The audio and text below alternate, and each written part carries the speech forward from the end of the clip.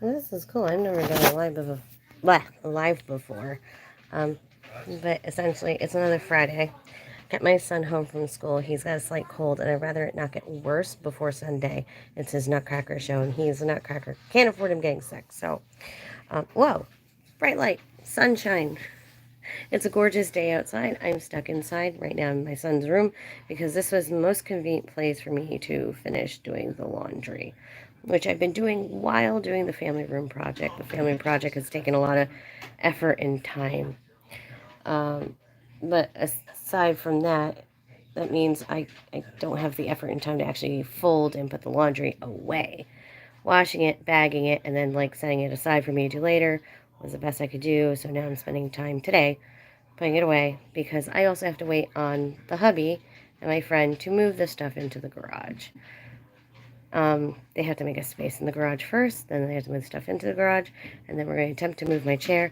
I just realized how big my chair was. It might not fit through doorways, but I've made a couch fit through doorways before, so I think it'll work.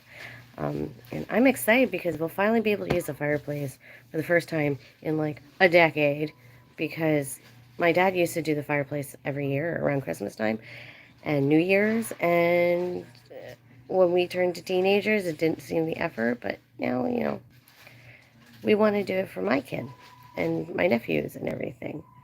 So, can I flip this around so you see the laundry? Yeah, that's my son's dance clothes, my son's clothes. My shirts to hang up. That's my mom's stuff. I wash her stuff with mine. I just wash everything all together. I don't separate stuff unless I have a significant amount of whites, and then I'll separate the whites and bleach it. But I don't do that very often. My drawer clothes. Those are towels for the kitchen. Stuffies that need to be cleaned. Towels for bathing.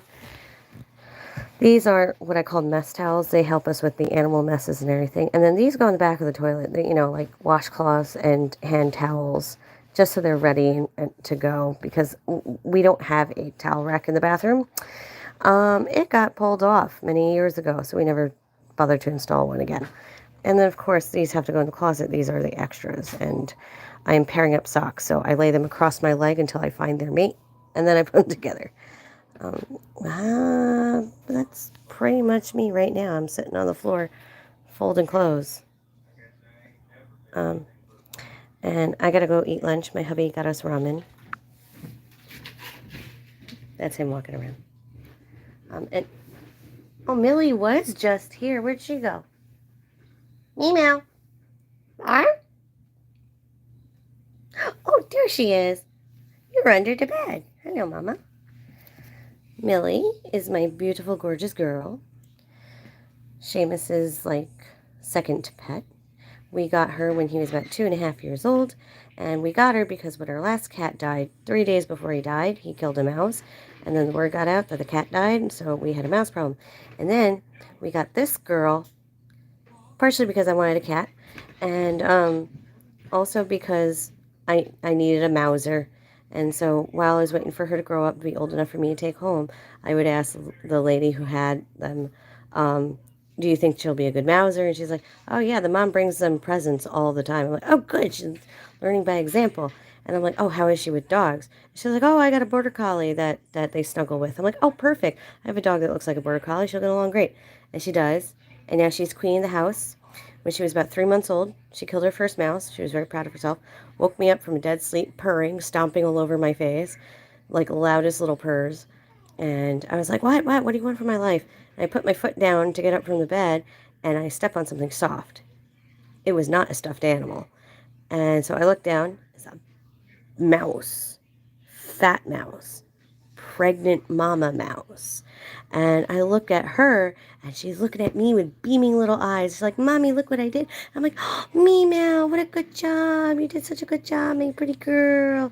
And of course, I took a picture of the mouse because, like, proud mama, she got her first kill. Yay. And then I sent the picture of the dead mouse to my entire family. And this is how I know my family's weird because then they all sent back, congratulations, good job, Meow. You did such a good job. So her name is actually Millie Mao. MAU. Millie is a train from Thomas and Friends. She was this French narrow gauge train that worked at Ulfstead Castle. Oh, it's so sad. I used to know all of this because of my nephew and my sons. So that's where the Millie comes from because she was playing in Tidmouth Sheds as a kitten because we had the train tracks and everything out on the floor and she went inside Tidmouth Sheds and she would sleep in there. So she was Millie. And the Mao is because that's what my son called cats. He called them Mau Maus. And Mao is, if I remember correctly, an Egyptian word for cat, which I feel like some Egyptian just looked at the cat and says, "What's your name?" And the cat went, "Meow." So they're like, "Oh, okay, your name's Mao," which would make cats the first Pokemon. Yes, that's right, my Millie. She's a chunky girl. And she gets overstimulated. So if I pet her too much, especially by her butt, she gets overexcited and then she might bite. But she's such a sweetheart. And she's a cuddle bug, but she cuddles on her terms. I love her. She's a good girl. Meow. Well, that's pretty much it. I'm doing laundry. Gotta eat lunch. See you guys soon.